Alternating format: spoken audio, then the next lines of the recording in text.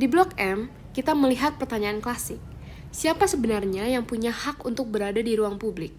Di satu sisi, pemerintah menghadirkan taman literasi. Ruangnya rapi, terkurasi dengan fasilitasnya yang lengkap.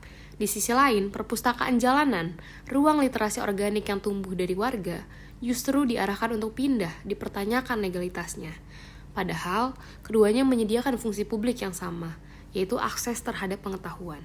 Seperti yang disampaikan oleh salah satu narasumber kami, ruang publik seharusnya bisa diakses oleh siapapun, mahasiswa, pedagang, orang tua, bahkan sampai pengamen. Jadi, konflik Blok M ini tentang bagaimana negara mampu memutuskan siapa yang sah dan siapa yang dianggap gangguan. Di lapangan pun polanya terlihat jelas. Pedagang komersial tetap beroperasi melalui mekanisme informal lama, sementara perpustakaan jalanan yang bersifat non-komersial dan berbasis komunitas dipaksa masuk ke kategori gelaran pedagang. Bahkan salah seorang perpus jalanan di Blok M menyerukan, kenapa kami kekeh kembali ke trotoar?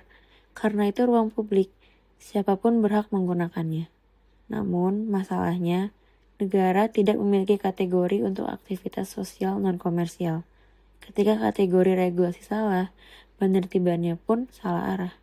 Di atas kertas, pemerintah sudah menyediakan ruang literasi resmi, tetapi perbedaannya bukan sekedar siapa pengelolanya, melainkan perbedaan struktur kekuasaan.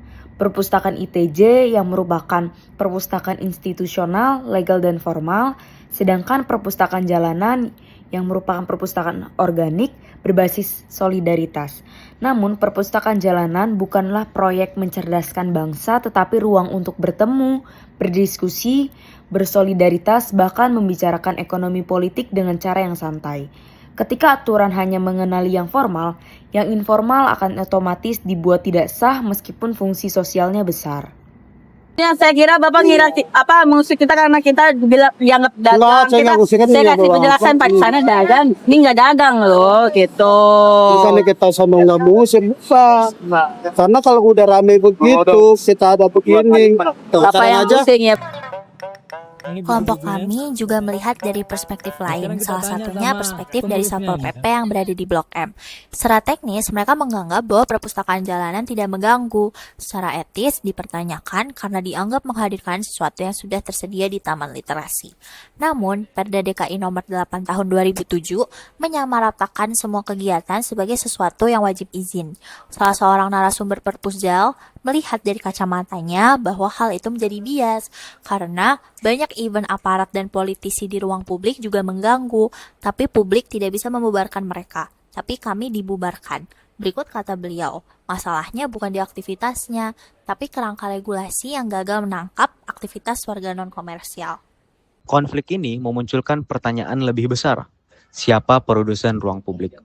Negara menyediakan ruang versi institusional, warga menyediakan ruang yang lebih cair dan inklusif. Kegiatan yang mereka lakukan merupakan bentuk perebutan ruang sebagai bagian dari hak hidup warga. Ia juga menegaskan bahwa ruang publik seharusnya terbebas dari cengkraman negara, kapitalisme, dan militerisme selagi bukan kriminal. Disinilah bias strukturalnya muncul. Ruang publik, warga dianggap rawan dan tidak sah, sementara ruang publik versi korporasi dianggap aman dan formal. Ini sejalan dengan gagasan Lefebvre tentang ketimpangan antara ruang yang direpresentasikan negara dan ruang yang dipraktikkan warga. Jika kota ingin adil, maka keputusan tata ruang harus berbasis dengan data.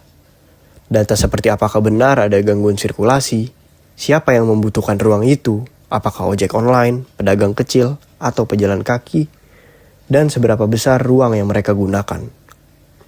Setelah melakukan wawancara dengan komunitas tersebut, mereka menegaskan bahwa aktivitas yang mereka lakukan selama ini bukanlah kriminal dan semestinya tidak perlu ditertibkan. Jangan sampai konsep ketertiban justru menghapus inisiatif warga yang sebenarnya hidup, tumbuh, dan relevan bagi orang-orang yang menggunakannya setiap hari. Kasus di Blok M menunjukkan bahwa ruang publik bukan sekadar urusan fisik, tapi juga politik. Siapa yang boleh tampil dan siapa yang dibatasi.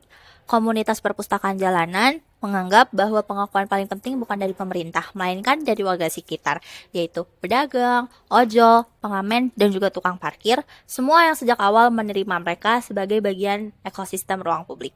Pertanyaannya sekarang, apakah kota hanya memberi tempat pada ruang yang lahir dari negara dan korporasi, atau kota juga berani memberi tempat bagi warganya sendiri yang menciptakan ruang publik alternatif, murah, terbuka, dan setara?